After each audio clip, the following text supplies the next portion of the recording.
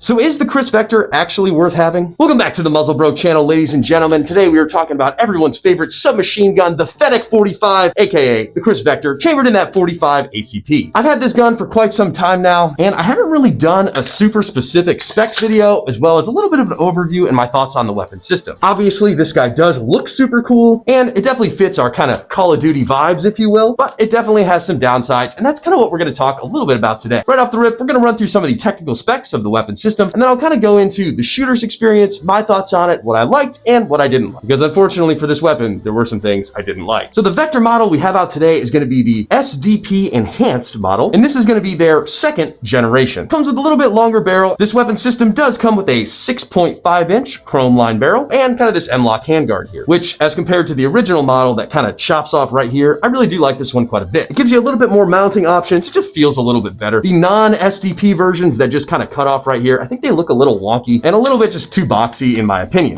This Vector that I purchased from Kriss is actually chambered in 45 ACP and runs in from the factory without any aftermarket shenanigans at 6.25 pounds. They do of course make models in both 9mm and 10mm as well. From some of the research that I did before making this purchase, I had kind of heard that 45 ACP was going to be the most reliable Vector caliber, and we'll talk a little bit about that later. The MSRP of this weapon system is going to be right at that $1,500 mark, which for a PCC is a little bit on the expensive side, especially when we would compare it to something like an AR9, which I feel like I could throw together an AR9 for like 350 bucks, but still a little bit more than like, I don't know, a CC Scorpion that's going to hang out right around $1,000. So one of the kind of wonkier things about the barrel and this weapon itself is that it does come with a 1-in-10 right-handed barrel thread, which is kind of a weird one. But this weapon is kind of most famous for what makes it so boxy and funky shaped, which is going to be the Kriss Super V recoiling system that helps mitigate the muzzle flip and recoil of this delayed blowback weapon system. Okay, so that's enough of the nerd stuff. Let's talk about the shooter's experience and what I like, and then I'll crap all over this about what I don't like. So as far as the overall shooter's experience, I mean, this gun is actually a ton of fun to shoot. This guy is chambered in 45 ACP, and to be incredibly honest, has about the same recoil, if not maybe a little bit less, than some of the common 9mm submachine guns like the CZ Scorpion. Hey, I actually like the CZ Scorpion. I'm just kind of using it as a comparison because it's something that y'all are probably familiar with. The Super V recoiling system actually does help to keep the recoil and muzzle flip down, and if y'all don't know what that is, I'll take a second and explain it for you. So in a weapon system like the AR-15, when we shoot, that bolt travels directly to the rear and goes into the buffer tube.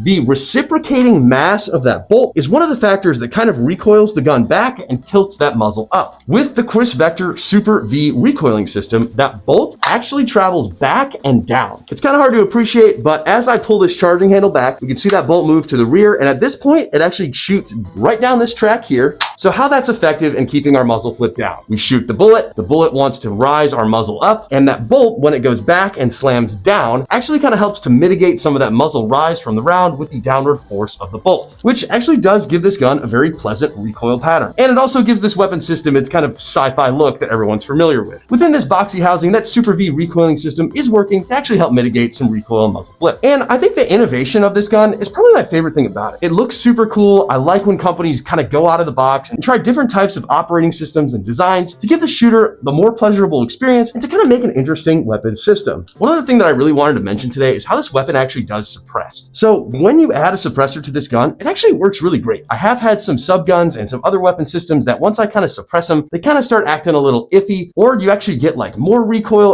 weird stuff with suppressors. And that's just kind of the nature of the beast sometimes, but this gun actually does very well suppressed, which I am also a big fan of. One other thing to note on the positive side of things is the breakdown of this weapon is incredibly simplistic. You could see here, here, here, and here, there are actually 4 little pins, and all you have to do is push those takedown pins out, and the whole weapon comes apart. So it's super easy to clean and super easy to get to the internals of this gun, which is always a positive. Okay, so those are some of the things that I really liked about the gun. Next, we're kind of going to pop in and talk about some of the quirks of this weapon system before I get to like my true issues with the gun. Okay, some of the quirks. It is a different manual of arms than an AR-15. You can't really fault the gun for that. Although the AR-15 does have a very easy and intuitive manual of arms, I don't really hate the Vector's manual of arms. On the left-hand side of the weapon is where we're going to find most of our controls. We're going to have our charging handle here that we just kind of rack back to load around. We have our bolt release right behind that charging handle that's going to slam that bolt forward. And we have our mag release right here as well. The safety on this guy is actually ambidextrous, so you can hit that safety selector from either side of the weapon. And the trigger is the trigger. Y'all should know what that does. A lot of the reviews that I watched on this gun before I actually bought it really kind of complained about this whole area. Everyone kind of wanted to grab the gun here, and that was leading to them accidentally hitting the mag release. or accidentally hitting the bolt release once the weapon locked to the rear. And, to be honest, you should just watch your hand placement on the gun. I do have this one SBR'd, so I am running this vertical grip with an integrated hand stop, so my left support hand is nowhere near these controls while I'm actually shooting the gun, but still kind of close enough to actuate them if needed. This gun actually does come with just a hand stop from the factory, so put your hand here.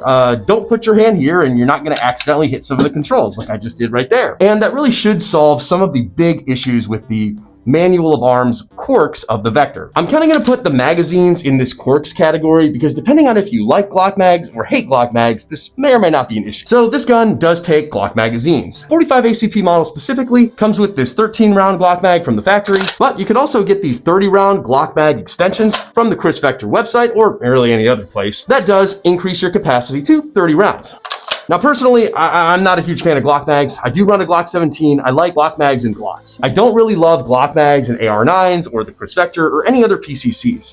Why? Well, because I'm a bit of a princess. They're a little bit of a pain in the ass to load, especially when you compare them to, I'm going to use the CZ Scorpion mags, because the CZ Scorpion mags actually load like an AR mag. You load them from the top. Whereas the Vector mags, you do kind of have to push them in, slide them back, and load it like, obviously, a handgun. So running Glock mags, you may or may not enjoy, so it kind of goes into quirks category. So that brings us to the last and probably most irritating quirk before I kind of dive into the things that I hate about this gun, and that's going to be the thread pitch of the barrel. That 1 in 10 right-handed thread pitch is very strange. I don't really understand why they went with that thread pitch. I mean, there's probably a good reason, but I couldn't think of that. Pretty much everyone nowadays is running suppressors with some sort of muzzle device. You can run a tri-lug for this guy, but I don't like to do that. I'd rather have a muzzle device that does something that I could attach to my suppressor. So finding a muzzle device to fit the threads of the barrel was kind of a pain in the butt. I actually went ahead and had to order a thread adapter from Silencer Shop so I could use kind of the muzzle device of my choice so that I could go ahead and add my suppressor to this weapon system. Now, like I said, once the suppressor is on, works very well suppressed, which I was overall happy with. But the thread pitch is still kind of a weird quirk. Okay, I think that's about the end of the quirks of this gun, so we're kind of going to dive right into the things that I don't like about it, and unfortunately, there is kind of a lot. Right off the rip, I'll just kind of say customization. The customization is a little bit less of an issue with the Gen 3 Vector, and by customization, I kind of just mean what parts you can and can't switch out easily. For example, this pistol grip, I'm married to it. There's no way for me to switch this out. Same kind of thing with the stock or brace assembly that we got here. It does come with just a screw-in end cap from the factory, but it really would be cool if they did put a 1913 rail on this on the Gen 2s. Now, to Kriss's credit, or if you're looking at a Gen 3 Vector, you are able to change out the pistol grip with any other AR-15 pistol grip, so thumbs up to Kriss. And they actually did add a 1913 rail instead of their weird proprietary screw-in system, so again, thumbs up to Kriss, but I'm rocking the Gen 2, so I don't really have those options to customize. One of the other big things I'll throw into the customization section is just going to be the trigger. There's not really any significant aftermarket support for the triggers of these guns, so you're kind of just married to the stock trigger, which it's not terrible. Got a little bit of take up of it. Hit that trigger wall,